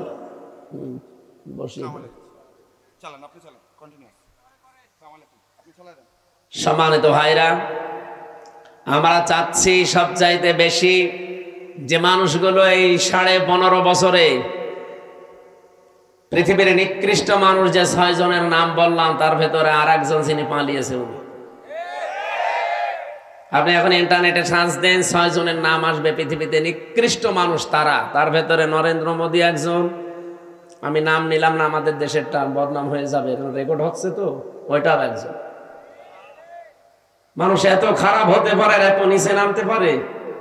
কয়েকদিন আগে একটা ভিডিও ছেড়েছিল যে হ্যাঁ দেশের মানুষ শুধু আমারই গালি দেয়, আমারই দোষ, আমি সব একা খেয়েছি আর কেউ খায়নি, আমার ছোট বোন যে এত খাইলো তারে কিছু বলে না। এরপরে শব্দ আর বলা যাচ্ছে, সবগুলো খালি খায় খায় পাঠিয়েছিল। আপনি কি করেছে দেশে? আমি কয়েকদিন আগে মালয়েশিয়া, সিঙ্গাপুর, থাইল্যান্ড এই দেশগুলোতে ছিলাম। এই শয়তানরা অধিকাংশ গুলো ওই দেশগুলোতে পালিয়েছে, কিন্তু ওই সাহেব পাড়া বানিয়েছে, থাকে না। সেকেন্ড হোম যেখানে, সেখানে তালা লাগানো, থাকে হচ্ছে হোটেলে। যে হোটেলে উঠি দেখি নিচে 2 জন বসে চা খাচ্ছে। কি গো হুজুর, আমরা আগেই পালিয়েছি। পালালেন কেন? এমন কাজ কেন করা লাগবে যে অন্তত চেয়ার শেষ হলে পালানো লাগে? আর আপনি পালিয়ে হোটেলে কয়দিন থাকবেন? আপনার না 620টা বাড়ি, একটা বাড়িতেও তো থাকতে পারেন না। আপনার মাথা খারাপ হয়ে যাওয়ার কথা না যে একটা লোক 620টা বাড়ি, ও এক একটা বাড়িতে যদি 1 বছর করেও থাকে।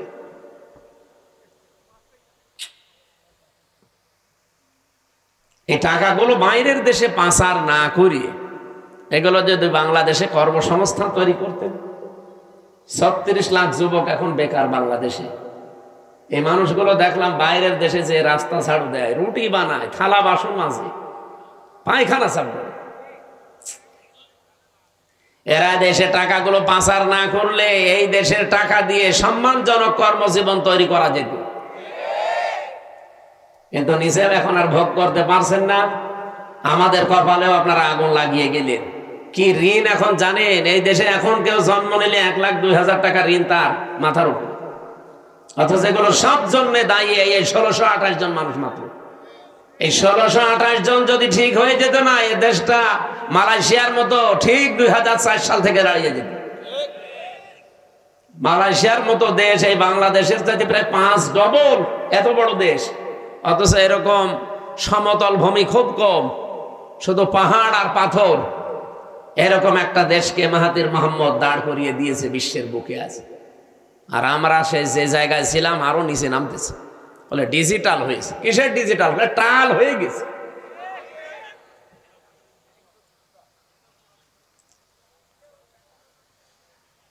যারা আমরা চাই নির্বাচন কালকেই দিয়ে দেন, কিন্তু 1628 জনের একজনও চেয়ারে থাকা যাবে না। যারা জালেম ছিল, জালেমের দোসর ছিল, সবগুলো তাড়াতাড়ি নামিয়ে দেন, নতুন মানুষ ওখানে বসান। এই 15.5 বছরে যারা বৈষম্যের শিকার ছিল, এই মানুষগুলোকে নিয়ে সেখানে বসান। কালকে নির্বাচন দিয়ে দিন, কালকে সুষ্ঠু হবে। 1628 জন কারা? যারা এই 15.5 বছরে এই কাজ কারবার করেছিল। এই শুধু নাটোরের জেলার ডিসি গেছে কুষ্টিয়ায়, কুষ্টিয়ারটা এসেছে কুড়িগ্রাম, কুড়িগ্রামেরটা চট্টগ্রাম, এই পাল্টিয়েছে। এখনো পর্যন্ত জালেমদের যতগুলো বিচারপতি, জজ, সব তারাই আছে প্রায়। এগুলোকে আপনি মনে করেন যেগুলো মানুষ ছিল? এই কালকে একটা বিচারপতির ভিডিও দেখছিলাম, ও এখনো পর্যন্ত হাসিনার গুণগান গায়। ওর নাম হচ্ছে শেখ আহমেদ জমাদার। আমার মনে হয় ওরা যদি কুকুরও দেখে, কুকুরও ঘৃণা করবে। পৃথিবীতে স্বৈরাচার যারা হয়ে যায় তাদের কয়েকটা ক্ষতি সামনের সম্ভাবনা দেখা দেয়। তার 1 নম্বরে পৃথিবীর প্রত্যেকটা সৃষ্টির ভেতরে আল্লাহ একটা ঘৃণা তৈরি করে দেয় তার প্রতি। আপনি তামাম দুনিয়া এখন খোঁজ নিয়ে দেখেন, দুনিয়াতে যারা এখনো স্বৈরাচার আছে তাদের প্রতি শুধু আমরা না, পৃথিবীর যত সৃষ্টি আছে সবার ভেতরে ঘৃণা তৈরি করে দিয়েছে কে? বলেন। 2 নম্বরে ওরা যখন মারা যাবে দুনিয়া থেকে, ওদের জীবনের কোনো ভালো কাজ আল্লাহ কবুল করেনি, আর সর্বশেষ সে যদি ভালো হতেও চায় আল্লাহ সেই লাইন বন্ধ করে দেয়। আপনি ফেরাউনের দিকে তাকানো, কিন্তু শেষ কথা এটা বলেছিল, আন্নাহু লা ইলাহা ইল্লাল্লাযী আমানাত বিহি বানু ইসরাঈল ওয়া আনা মিনাল মুসলিমিন। আমি ঈমান আনলাম ওই আল্লাহর উপরে যার উপরে বনি ইসরাঈলরা ঈমান এনেছে। আমি তো মুসলমান, এরপরও ফেরেশতারা আমারে পানির ভেতরে চুবাই কেন? তাফসীরুল কোরআন মাহফিল লিখেছেন, নির্ধারিত আয়াতের উপরে আমরা তাফসীরের মূল নীতি 15টা, যতটুকু পারি আমরা চেষ্টা চালাচ্ছি। কথা বন্ধ করে অ্যাক্টিভ হন এদিকে। সম্মানিত ভাইরা, আমরা কথা তুলছিলাম কি, পৃথিবীর ময়দানে আল্লাহ রাব্বুল আলামিন যত স্বৈরাচারের জীবনী আমি পড়েছি, এই মানুষগুলোর বড় ক্ষতি হচ্ছে ঘৃণা তৈরি করে দেয় সৃষ্টি জগতের ভেতরে তার প্রতি। 2 নম্বরে ওর শেষ ঠিকানা, যেটা জীবনের শেষ দিন পর্যন্ত যখন ভালো হওয়ারও চেষ্টা করে, ওকে আল্লাহ আর ভালো করার রাস্তা রাখে না। এই লোকটা সর্বশেষ বলেছিল যে আমি ঈমান আনলাম, এরপরও ফেরেশতারা আমার এভাবে পানিতে চুবায়। আল্লাহ রাব্বুল আলামিন ডাক দিয়ে বলেন, আল আন, এখন, আকাদ আসাইতা ক্বাবলু ওয়া কুনতা মিনাল মুফসিদিন, এর আগে তুমি বড় সন্ত্রাসী ছিলে, স্বৈরাচার ছিলে, ফ্যাসাদকারী ছিলে। জমিনে তোমার জন্য আমার বান্দা বান্দিরা আতঙ্কে ছিল।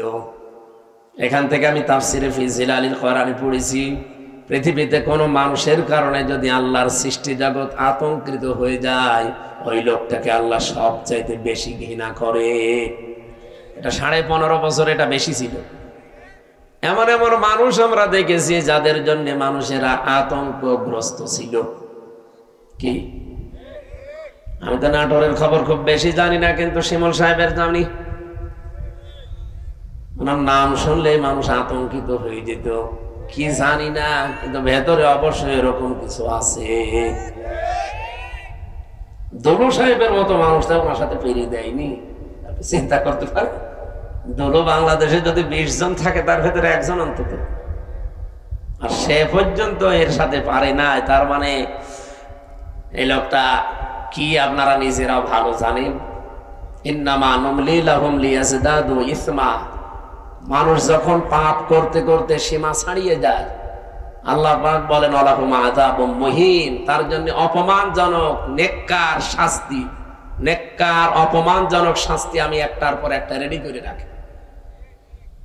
কোরআনের 2টা আয়াত আমার কয়েকদিন আগে আমার নজরে এসেছে। এর আগে আমি বহুবার পড়েছি, কিন্তু এইটা এইভাবে যে আছে আমি জানতাম না। বাংলাদেশ সহ বিশ্বের যতগুলো দেশে আমারে নিয়ে গেছে, আমি যেহেতু একটা বড় গ্রুপে ছিলাম, আকিস গ্রুপে, ইনাদের মাধ্যমে বিশ্বের বহু দেশে আল্লামা সাঈদীর মতো আল্লাহ রাব্বুল আলামিন ওনাদের ওসিলায় কোরআনের দাওয়াত নিয়ে যতগুলো দেশে গেছি, যতগুলো আন্তর্জাতিক সেমিনারে, বিশ্ববিদ্যালয়ে, আমি এই আয়াতটা আমার নজরে এতদিন হাজার হাজার বার পড়েছি, কিন্তু না, এখন আমার কাছে এই তথ্যগুলো আসার পর একটা আশা সঞ্চার হয়। সূরা আলাম নাসর 5 এবং 6 নম্বর আয়াত একটু ভালো করে শোনেন, দেখেন আপনার কাছে একটা অন্যরকম অনুভূতি আসবে। কোরআনের কথা কোনো মিথ্যা নেই, 100% সত্য, নাকি 98%? হ্যাঁ। আল্লাহ পাক বলেন ফাইন্না মাআল উসরি ইসরা, ইন্না মাআল উসরি ইসরা, 2 বার রিপিট করলেন। আর উসরুন মানে কষ্ট। এই শব্দের আগে আল্লাহ পাক দিয়েছেন আলিফ লাম। কোন শব্দের আগে আলিফ লাম আসলে 4টা অর্থ বের হয়। 1 নাম্বার, এটা নির্দিষ্ট করার জন্য, এটা মারেফা। এর আগে আল্লাহ মা দিয়েছেন, এর আগে ইন্না দিয়েছেন, এর আগে ফা দিয়েছেন। তাফসিরে মুফাসসিরিন ইকরাম 42টার উপরে আমি বসে বসে মিলিয়েছিলাম যে দেখি কোনটার কি বক্তব্য আয়াতের ব্যাপারে। আমার আশ্চর্য লেগেছে। ফি জিলালিল কোরআন মুফাসসির বোঝাতে চেয়েছেন পৃথিবীতে কোনো মানুষ যদি একটা কষ্ট সহ্য করে 3টা কারণে, এদিকে তাকান, হচ্ছে না। আপনি যদি দুনিয়ায় কষ্ট পেয়ে থাকেন একটা কারণ, কয়টা? না, 3টা। কষ্ট পেলেই হবে না, কষ্ট যদি আপনি পেয়ে থাকেন 3 কারণে। আল্লাহ কষ্টের পরে কথা বলতে গিয়েছেন ইসরা, এর আগে আলিফ লাম দেয়নি, এটা নাকেরা, অনির্দিষ্ট শব্দ। মুফাসসিরিন ইকরাম বোঝাতে চায় আল্লাহর বক্তব্য, দুনিয়াতে যদি কেউ একটা কষ্ট সহ্য করে, কমপক্ষে তার ওই কষ্টের সাথে 70টা সুখ আল্লাহ জড়িয়ে রাখে। এ পর্যন্ত আপনারা কিছুই বোঝেননি, আন্দাজে সুবহানাল্লাহ বলেছে। এবার আমি ব্যাখ্যা দেখছি, টিকায় পড়েছিলাম, একটা কষ্ট যদি কেউ সহ্য করতে পারে দুনিয়ার এই ময়দানে, কারণ কয়টা বললাম? বলেন বলেন। 3 কারণের বাইরে যদি কষ্ট পান, তার জন্য আপনার জন্য 70টা সুখ আল্লাহ রেডি করবে না? নেই। হাসিনাও কিন্তু কষ্ট পেয়েছিল, কিন্তু এই 3 কারণের বাইরে। এবার আসেন তো, এই 3 কারণের কষ্ট আমাদের জীবনে আছে কিনা? 1 নাম্বারে যদি আপনি কষ্ট পেয়ে থাকেন আল্লাহর জন্যে, 2 নাম্বারে রাসূলুল্লাহর জন্যে, 3 নাম্বারে মানবতার জন্যে। কষ্ট কয়টা? 3টা বলেন কেন? 1টা। কারণ কয়টা? এই 3 কারণের ভেতরে যে কোনো 1 কারণে যদি দুনিয়ায় কেউ একটা কষ্ট পেয়ে থাকে, আল্লাহ যেহেতু মার পরে আলিফ লাম দিয়ে নির্দিষ্ট করে দিয়েছেন কষ্ট একটা, কিন্তু ইসরাটা নির্দিষ্ট নেই। কমপক্ষে 10 থেকে 70টা পর্যন্ত সুখ শান্তি কল্যাণ দুনিয়া আখিরাত মিলে আল্লাহ তার সাথে জড়িয়ে রাখবে।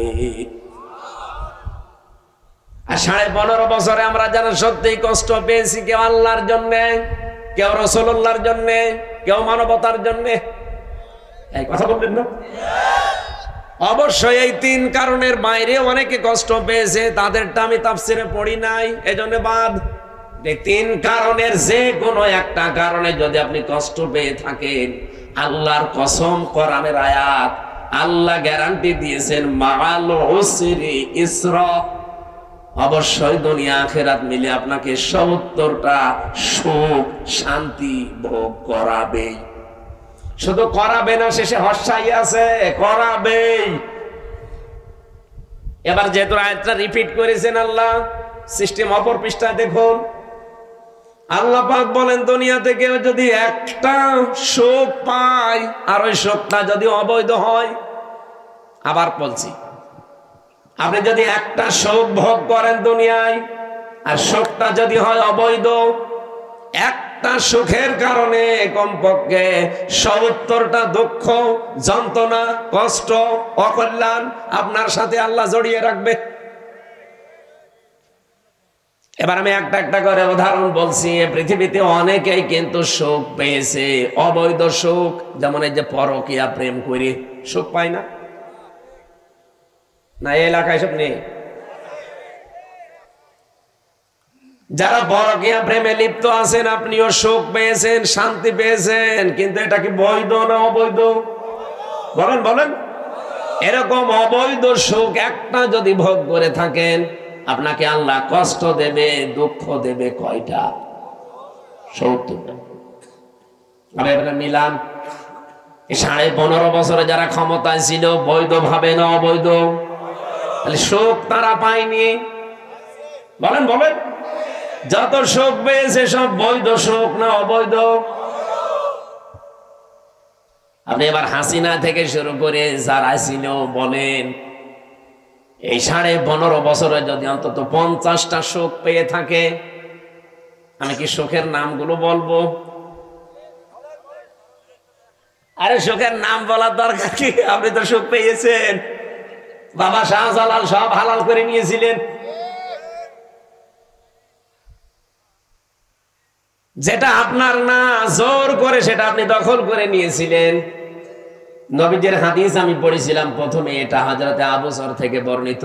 বিশ্ব নবী বলেন, মানিদ দারা মা লাইসা লাহু ফালাইসা মিন্না ওয়ালিয়াতাবাব্বা মাকআদাহু মিনান নার। মুসলিম শরীফের হাদিস। এদিকে তাকান। 1 নম্বরে নবীজি বলেন, দুনিয়ার এই ময়দানে যেটা তোমার না, জোর করে যদি ওটা কেউ জোর জবরদস্তি করে দখল করে নেয়, 2টা শাস্তি তার জীবনে মাস্ট বি হবে। 1 নম্বরে ওই দিন থেকে ফালাইসা মিন্না, ও আমার উম্মত থেকে বের হয়ে গেছে।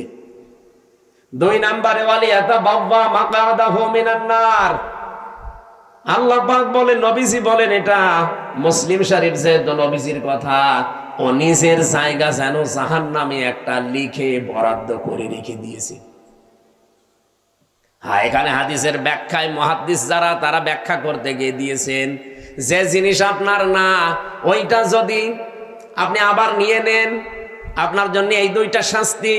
কিন্তু আপনার জিনিস যদি কেউ দখলে রাখে, ওইটা যদি আপনি ফেরত নেন, এটার জন্য আপনার ওই 2টা শাস্তি নেই। বোঝেননি? আমি জানি না। আপনার যে জিনিস দখল করে নিয়েছে একজন, আপনি যদি এখন কিছু পেয়ে ওইটা আবার নিজের আয়ত্তে নিয়ে নেন, আপনার জন্য হাদিসে বর্ণিত ওই 2টা শাস্তির একটাও হবে না। কিন্তু যে জিনিস আপনার না, জোর করে যদি আপনি নিজের দখলে দুনিয়ায় নিয়ে নেন, আপনি ওই দিন থেকে নবীর উম্মতের বাইরে চলে গেছেন। আপনি নামাজ পড়তে পারেন, রোজা রাখতে পারেন, হজ করতে পারেন, কিন্তু নবীর উম্মত আপনি আর নেই। হ্যাঁ, কিন্তু ওটা যদি আপনারই ছিল, দখল করেছিল একজন, সেটা আপনি আবার ফেরত পেয়েছেন, আপনার জন্য শাস্তি না? এই বাংলাদেশে অনেকের নামে আমরা দেখি, খালি চাঁদাবাজির কথা শুনলে, একজনের জিনিস নিয়ে নিয়ে, এটা শুনলে খালি এক দলের প্রতি আর এক দলের প্রতি এই যে কাদা ছোড়াছড়ি চলছে। আরে ভাই, আপনাকে আগে বাস্তবতা বোঝা লাগবে। যে লোকটার কাছ থেকে 15.5 বছরে আপনি কত কিছু নিয়েছেন নিজের বিবেককে জিজ্ঞাসা করেন। এই মানুষগুলো যদি এখন সেগুলো ফেরত পায়, ফেরত নিয়ে নেয়, সে তো আর জোর জবরদস্তি করে নেয়নি, তার নিজের জিনিস সে নিয়েছে। এরকম কিছু যদি হয়ে থাকে তাহলে হাদিসের এই দুইটা শাস্তি তার জন্য না। আমি আবার বলছি, আমি নিজে একজন ভিকটিম। এই 15.5 বছরের ভেতরে বিশেষ করে 3 বছর জেলে থাকাকালীন আমার বাবার বৈধ সম্পদ, এবং আমি চাকরি করতাম আকিস গ্রুপে, খতিব ছিলাম, সেখান থেকে তারা অবৈধভাবে বহু টাকা এমনিতেই নিয়েছিল। নাকি আমার কাছে টাকা পাইতো? বলেন। আমার ধরার পরে বলেছিল 50টা মামলা দেব, এক্ষুনি 10 লাখ টাকা দেওয়া লাগবে। বাবা তো গ্রাম্য মানুষ, জমি জায়গা বিক্রি করে যা তা করে ওরে 8 লাখ সঙ্গে সঙ্গে দিয়েছিল। ও শয়তান তারপরও আরেকটা মামলা দিয়েছে। এভাবে খ্যাপে খ্যাপে বাবার কাছ থেকে প্রায় 32 লাখ টাকা নিয়েছে। আকিস গ্রুপের কাছে নিয়েছে প্রায় 30-32 লাখ। 3 বছরে বলেন তো এত টাকা যারা নিল, ওই টাকার মালিক তো তারাই, আর ওগুলো বৈধ মালিক। এখন যদি ওই টাকাগুলো আমি ফেরত চাই, আমার অন্যায় হবে, কারণ জিনিস তো আমারই। আপনি তো জোর করে জবরদস্তি করে উল্টাপাল্টা মামলা দিয়ে টাকাগুলো নিলেন। এখন আপনার বিরুদ্ধে মামলা দিলে ওই টাকা যদি সরকার আমারে ফেরত দেয়, আমার দোষ কিসের? আমার জিনিস আমি ফেরত পেয়েছি। কয়েকদিন আগে যে সিরাজগঞ্জ গোল চত্বরে বসেছিলাম, তারেক জিয়া সাহেবের গ্রামে গিয়েছিলাম এক মাহফিলে, গাবতলী থানা না, ওই গ্রামে গিয়েছিলাম আগস্টের 5 তারিখের আগে। স্টেজ থেকে তাড়তে তাড়তে মাঠের ভেতরে ওসি সহ আমারে প্রায় 1-1.5 কিলোমিটার তাড়িয়েছে। পা মা কেটে ওই দিন আমার গাড়িটা ড্রাইভারটা ধরে আটকে রেখে দিয়েছিল। পরবর্তীতে যাদের পাঠালাম তাদের বলেছে টাকা দিতে বলেন। কিসের টাকা? দেওয়া লাগবে। 1,13,000 টাকা গুছিয়ে দিয়েছিলাম বিভিন্ন জায়গা থেকে। ওই দিন তো আমি নিজেই পালিয়ে বেড়াচ্ছি। মে মাসের মনে হয় শেষের দিকে হবে। আগস্টের 5 তারিখের পরে সেই দেশ পরিবর্তন হয়ে গেছে, ওর নামে বিভাগীয় মামলা হয়েছে। ওরে এখান থেকে পাঠিয়ে দিয়েছে কক্সবাজারের টেকনাফে। ওর বন্ধু এখানে চাকরি করে, আর একজন খোঁজ পেয়েছে যে আমার মাহফিল সিরাজগঞ্জে, ওই জায়গা থেকে চলে এসেছে। এসে আমি চা খাচ্ছিলাম, হঠাৎ করে এসে বলছো, হুজুর আসসালামু আলাইকুম, আমারে মাফ করে দেন। কে আপনি? বলছে আমি সেই ওসি আজাদ। আরে ভাই, আপনারাই খুঁজছে, এদিকে আসেন। আপনারাই খুঁজতেছি। আমি যে বেকার আমার গাড়িটা আটক করে নিয়ে এতগুলো টাকা নিলেন, আর আমার যে তাড়া দিয়েছিলেন, আমার বিভাগীয় মামলা হয়েছে, আমার চাকরি মনে হয় থাকবে না, আমারে দিয়েছে সেই বান্ধব কি কক্সবাজারের টেকনাফে। আমি অনেক কষ্ট করে এসেছি আমার এই বন্ধুর মাধ্যমে খোঁজ নিয়ে, আপনি আমার মাফ করে দিয়েন। কোনো অনুষ্ঠানে যেন অন্তত আমার নামে কিছু বললেন না। আমি কিছু বলবো না, আগে টাকা ফেরত দেন। আচ্ছা টাকা নেই, টাকা নেই তো কিসের মাফ? 7 দিন সময় দিলাম, টাকা ফেরত দেওয়া লাগবে। আপনাদের এই নাটোরের সন্তান একজন ছিল আব্দুল বাড়ি রশিদি, এই যে সিংড়ায় বাড়ি, ওই ভাইয়ের গাড়ি আটকিয়েছিল। শেষ পর্যন্ত এখানে ডিস্টার্ব করা যাবে না, থাক এখানে দাঁড়িয়ে থাকবে, আপনি যান, আপনি এখানে এসে বসেন তো ভাই।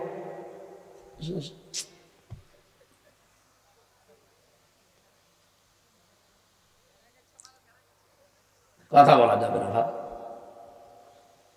ওনারে যাই বলেছে ভাই 7 দিন সময় দিলাম, টাকা ফেরত দেওয়া লাগবে না। তা কিন্তু আমি এখন যে ডিএমপি কমিশনার আছে সাজ্জাদ হোসেন, আমি কিন্তু জায়গা মতো বলবো, আত্মীয় আমার, হুজুর টাকা দিয়ে দেবো।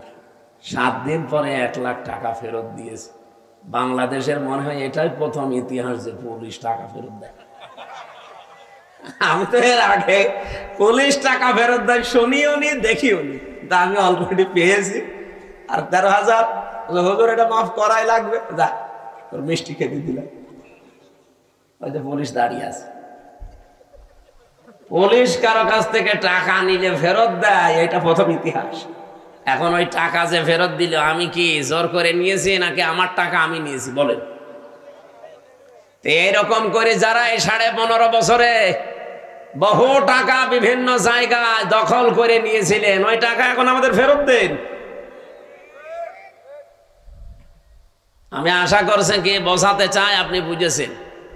সুতরাং যারা এতদিন মাল কামিয়েছেন, বাংলায় বললাম, এই টাকাগুলো যার কাছ থেকে নিয়েছেন তার ফেরত দিয়ে দিন। নাই তো সে আপনার কাছে যে নেবে তখন তার নামে আপনি বদনাম বের করবেন, উনি জোর জবরদস্তি করে, চাঁদাবাজি করেছে, তার জিনিস ফেরত দিয়েছে।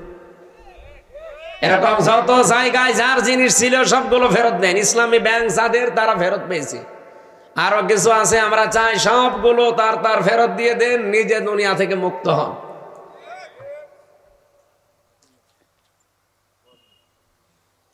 একজন ওসিকে পেয়েছিলাম জেলখানায়, আমি তো ফাঁসির কন্ডেম সেলে থাকতাম সব সময়। উনি আমার এসে একদিন বলছো, হুজুর আপনি তো তওবার কথা বলেন। আমি ওখানে ভেতরে ওই ওয়াক্তীয় নামাজ পড়াতাম, আমার পেছনে নামাজ পড়ার জন্য অনেকে আসত। নামাজের পরে 2-3 মিনিট করে কথা বলতাম। একদিন তাওবার বিষয়ে কথা বললে উনি আমারে বলছে, হুজুর আমি একটা তাওবা করেছি, দেখেন তো আমার তাওবা হয়েছে কিনা। কি সেই যে নির্বাচন গেল, আমি বাইরে ছিলাম, এখন আমার 8 বছর জেল, এটা হত্যা মামলার।